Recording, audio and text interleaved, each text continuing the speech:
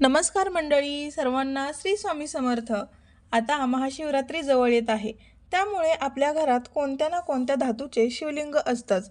पण त्या धातूंच्या शिवलिंगांची पूजा केल्याने आपल्याला काय लाभ मिळतो, आपल्या दैनंदिन जीवनात काय लाभ होतो, आपल्या कुटुंबाला काय लाभ मिळतो, हे आज आपण या व्हिडिओमध्ये 12 शिवलिंगांची माहिती जाणून घेणार आहोत. आणि शेवटी मी तुम्हाला सांगेन की आपण सर्व धातूंची शिवलिंगे आपल्या घरात ठेवून त्यांची पूजा करू शकतो की नाही. त्यामुळे व्हिडिओ हा शेवटपर्यंत नक्की पहा. आवडल्यास लाईक, शेअर आणि चॅनेलला सबस्क्राईब करून ठेवा, म्हणजे असेच नवनवीन व्हिडिओज तुम्हाला बघायला भेटतील. नंबर 1, सोन्याचे शिवलिंग. सर्वात आधी आपण सोन्याच्या धातूंबद्दल बोलूयात. जर कोणाच्या घरात सोन्याची शिवलिंग असेल तर शास्त्रे सांगते की जो सोन्याच्या शिवलिंगांची रोज पूजा अर्चा करतो त्याला महान भोगरूपी फळ मिळते. हे राजसी सुखांशी संबंधित सांगितले गेले आहे. म्हणजेच त्याला राजसी सुख प्राप्त होते. म्हणजेच या शिवलिंगांची पूजा करणाऱ्या व्यक्तीला ऐश्वर्य, राजयोग आणि सर्व प्रकारच्या भौतिक सुखांच्या प्राप्ती होतात. 2, रत्नांचे शिवलिंग. दुसरे आहे रत्न. रत्नांपासून बनवलेल्या शिवलिंगांचा काय महिमा आहे. रत्न म्हणजे हिरा, पाचू, मोती यापासून बनलेल्या शिवलिंगांची जर कोणी रोज पूजा केली तर रत्नांपासून उत्पन्न झालेल्या शिवलिंगाला धन देणारे समजावे. जर रोज त्याची कोणी पूजा केली तर धनाची वृद्धी होते. 3, चांदीचे शिवलिंग. तिसरा धातू आहे चांदी. चांदीसाठी शास्त्रे सांगतात की पितृकार्य प्रसिद्ध. याचा अर्थ असा की जर पितरांचे कार्य सिद्ध करायचे असेल, म्हणजेच पितृदोषांचे निवारण करायचे असेल किंवा पितरांचे समाधान प्राप्त करायचे असेल तर तुम्ही चांदीच्या शिवलिंगांची रोज पूजा अर्चा केली पाहिजे. पितरांना चांदी खूप प्रिय आहे. पितृदोषांपासून मुक्ती आणि मनाला शांती मिळवण्यासाठी या शिवलिंगांची पूजा केली जाते. काशाचे म्हणजेच ब्रोंझ शिवलिंग. पुढचा धातू येतो कासे. जर कोणाकडे कोणाचे शिवलिंग असेल तर त्यातून यशाची प्राप्ती होते. शास्त्रे सांगतात की काम तथा कास्य, ज्याला तेज, यश आणि कीर्ती प्राप्त करण्याची इच्छा असेल त्याने काशाच्या शिवलिंगांची रोज पूजा अर्चा करावी. यामुळे त्यांची यश, कीर्ती समाजात दिवसेंदिवस पसरत जाईल, वाढत जाईल. 5, मोतींचे पार्थिव शिवलिंग. आता पुढचा प्रकार येतो माती, ज्याला आपण पार्थिव शिवलिंग म्हणतो, बरोबर ना. मातीचेही आपण शिवलिंग बनवून त्यांची पूजा करतो. पण जेव्हा आपण मातीचे शिवलिंग बनवतो तेव्हा त्याचे विधान असे आहे की त्यामध्ये प्राणप्रतिष्ठा करावी लागते आणि पूजेनंतर लगेच त्यांचे विसर्जन करावे लागते. ते घरात ठेवले जात नाही. याचा महिमा महापुराणात वाचला तर पार्थिव शिवलिंगांचा खूप महिमा दिसेल. मी इथे तुम्हाला काही गोष्टी सांगते. मनुष्याच्या सर्व मनोकामना पूर्ण करण्यासाठी या पार्थिव शिवलिंग पूजेचे खूप महत्त्व आहे.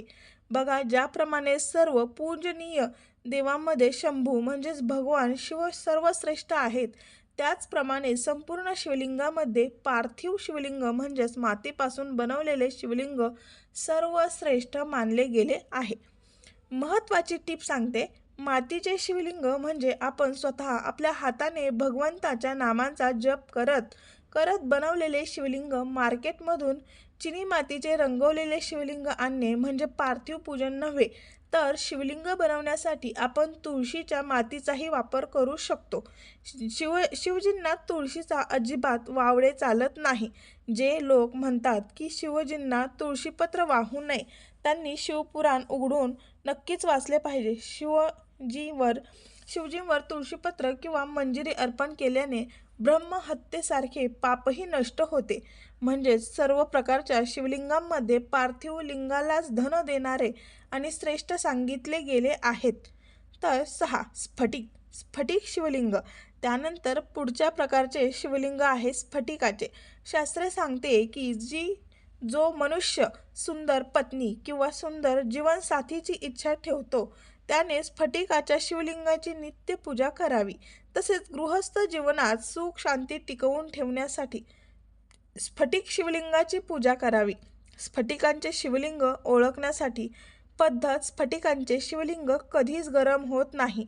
त्याला 5 ते 30 मिनिटे मुठीत पकडून ठेवा, ते थंडच राहील. स्फटिक, प्लास्टिक किंवा काच असेल तर ती गरम होईल. 7. पाऱ्यांचे पारद शिवलिंग.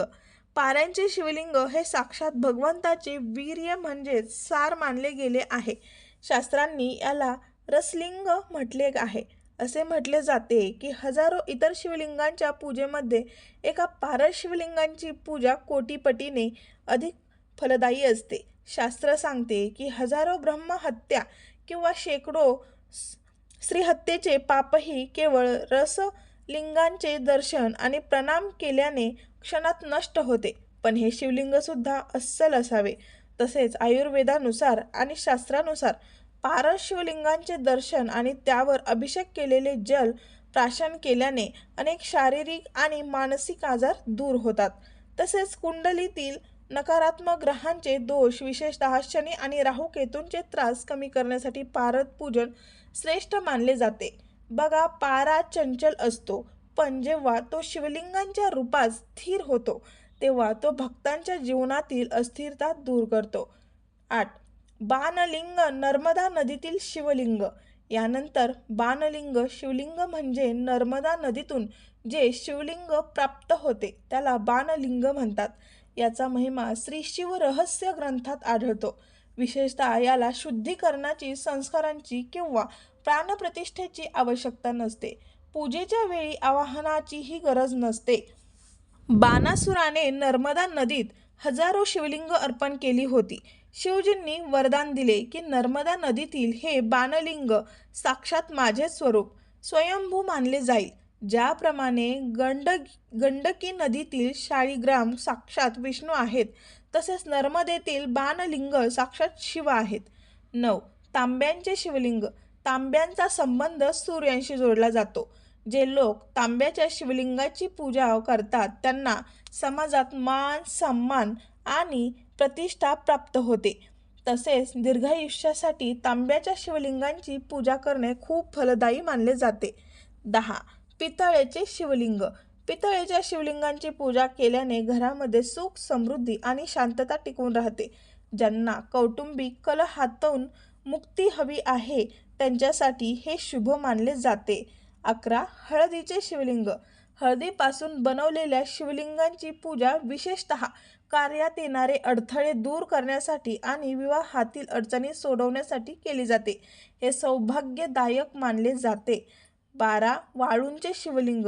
ज्याप्रमाणे प्रभू श्रीरामांनी रामेश्वरम येथे वाळूंचे शिवलिंग बनवून पूजा केली होती त्याला वालुका लिंग म्हणतात. याची पूजा केल्याने विद्येची प्राप्ती आणि आध्यात्मिक प्रगती होते.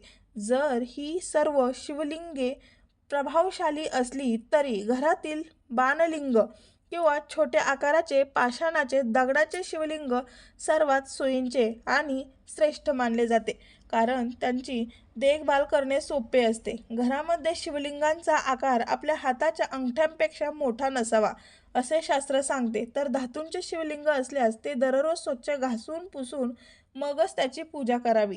पण बघा, महादेवांची भक्ती ही केवळ विधीत नसून भावनेत आहे. तुमच्याकडे यांपैकी कोणतीही शिवलिंग असले तरीही ती शिवतत्वांची सेवाच आहे. आता काही महत्त्वाचे प्रश्न पाहूयात. शिवलिंगांची प्राणप्रतिष्ठा नसेल तर जर तुम्ही शिवलिंगांची विधिवत प्राणप्रतिष्ठा केली नसेल तर शिवरात्रीच्या दिवशी प्रत्येक शिवलिंगात शिवतत्व प्रकट होते. त्या दिवशी पूजा सुरू केल्यास ती प्राणप्रतिष्ठाच मानली जाईल. जर रोज पार्थिव शिवलिंग बनवणे शक्य नसेल तर घरी बाणलिंग ठेवा. जर काहीच नसेल तर आपल्या अंगठ्यालाच शिवलिंग मानून तुम्ही ध्यान आणि पूजा करू शकता. शिवपूजा ही निराकार भगवंतांची पूजा आहे. बघा, घरात एकापेक्षा जास्त शिवलिंगे असावीत का? नाही. घरात एकापेक्षा जास्त शिवलिंग कधीही ठेवू नयेत. मग ती विषम संख्येत असली तरीही एकच शिवलिंग निवडा आणि निष्ठेने त्याचीच पूजा करा. त्यातूनच तुम्हाला सर्व काही प्राप्त होईल. व्हिडिओ आवडला असेल तर व्हिडिओला नक्की लाईक करा, शेअर करा व चॅनेलला सबस्क्राईब करायला मात्र विसरू नका. व्हिडिओ शेवटपर्यंत पाहिल्याबद्दल आपणा सर्वांचे मनापासून तुमची खूप खूप खूप जास्त आभारी आहे. धन्यवाद. श्री स्वामी समर्थ. जय जय स्वामी समर्थ. रामकृष्ण हरी मंडळी. ओम नमः शिवाय.